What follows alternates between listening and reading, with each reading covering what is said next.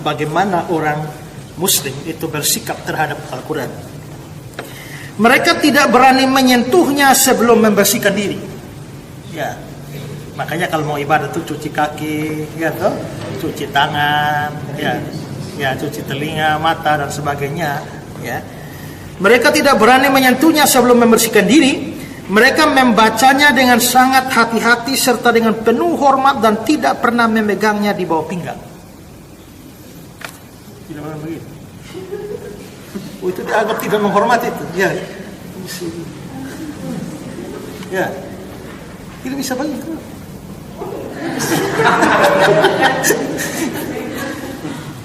Kalau kita kadang-kadang sembarang ya. Ya, kita memang tidak mengharuskan pokoknya harus di atas pinggang ya. Assalamualaikum warahmatullahi wabarakatuh. Masih kembali di channel terbaru saya. Terima kasih pada teman-teman masih setia menonton, mendukung, menyaksikan konten dari channel ini. Jadi tentunya kita sudah mendengarkan bagaimana cuplikan videonya. Inilah perbedaan kita dengan saudara kita yang di Kristen. Kalau kita memegang Al-Quran itu memang di atas pinggang. Sebelum memegangnya kita harus ngambil wudhu dulu. Sebelum kita membacanya harus ngambil wudhu dulu. Kenapa?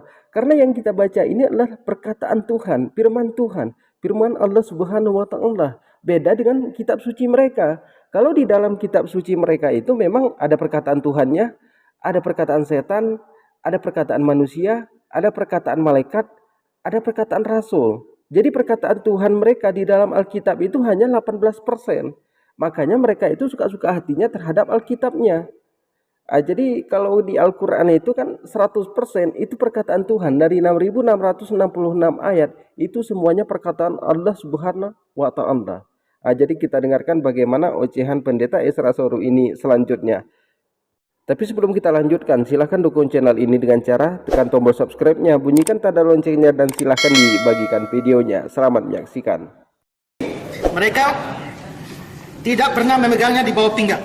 Mereka mengangkat sumpah dengan buku itu dan berpedoman padanya dalam setiap peristiwa.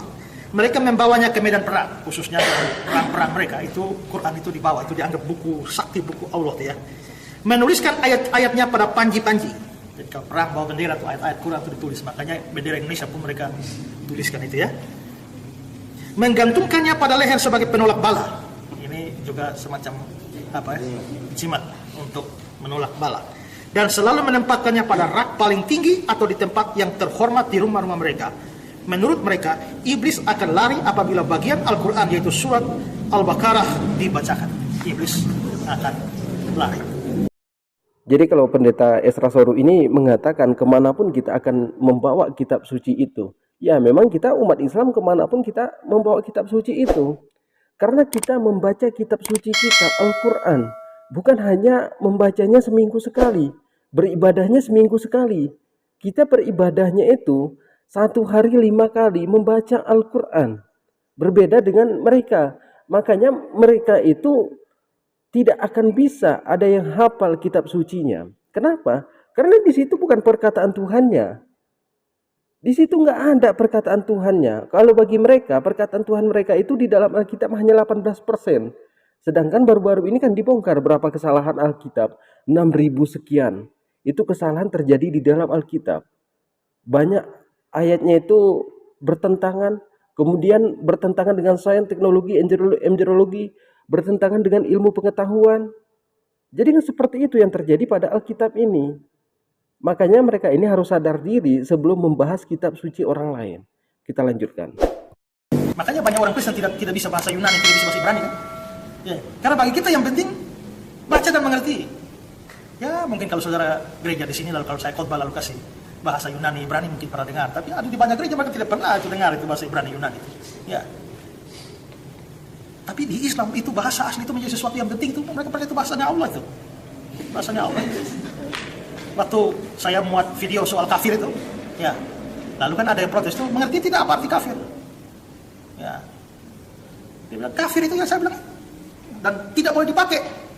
Kalau kamu Kristen, bahasanya apa? Ya.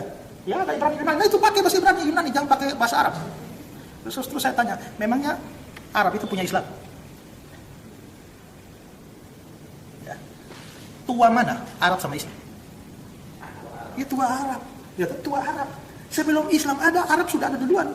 Dan Kristen Arab sudah ada lebih dulu daripada Islam. Ingat di Kisah Rasul pasal 2, kisah hari Pentakosta, ya, bukan ke yang bahasa lain itu, Rasul-Rasul bicara masalah itu, Media, Elam, Partia, Kapadokia, sebagai coba lihat itu ada daftar, ada orang-orang Arab di situ. Ya, berarti Arab sudah, mereka akan kembali ke daerah mereka. Ya, berarti bisa dipercaya bahwa memang secara sejarah bahwa Kristen sudah bertumbuh di Arab sejauh sebelum Islam ada. Saya anggap ini bukan hinaan dari pendeta Isra Soru ya. Mungkin pendeta Isra Soru tidak paham dan tidak ngerti, maka kita kasih pengertian dan kita kasih paham lah. Jadi jangan gara-gara pembahasan ini kita mengatakan bahwa pendeta Isra Soru itu menghina agama Islam. Jadi buat teman-teman sekalian di sini, kalau pendeta Isra Soru mengatakan Kristen sudah ada sebelum Islam ada, Arab sudah ada sebelum Islam ada. Jadi dari para nabi, dari Nabi Adam sampai Nabi Muhammad itu beragama Islam. Dari Nabi Adam sampai Nabi Muhammad, enggak ada manusia yang bertuhan kepada manusia. Enggak ada manusia melahirkan manusia kemudian dijadikan Tuhan, kemudian kita katakan itu sebagai penembus dosa. Itu kan enggak mungkin, itu lucu rasanya. Jadi kalau pendeta Isra Soru membahas tentang ini, ya jadi bahas saja seperti apa yang terjadi di dalam Alkitabnya. Jadi beberapa kali kita lihat pendeta Isra Soru ini kan menyinggung agama Islam. Jadi jangan anggap itu sebagai hinaan.